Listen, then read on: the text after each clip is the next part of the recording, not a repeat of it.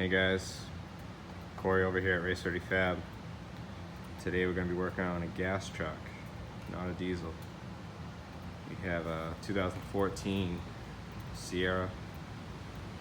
Has the Gen 5 LT series motor, 5.3. Customer brought it in, had a misfire code, cylinder number 4.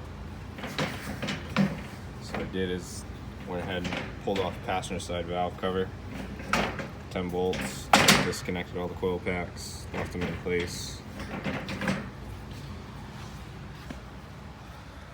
Went ahead, started checking out some rockers. Went right to the number 4 cylinder. Sure enough,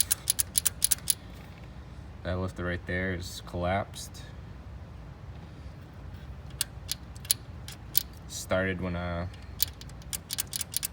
customer said they took off under hard acceleration. Truck started making a noise after that. It is a common problem with these trucks. So they actually have a TSB on it. What we're gonna do is get an AFM delete kit using LS7 style lifters. See if they want to add any more power, maybe put a camshaft while we're in there.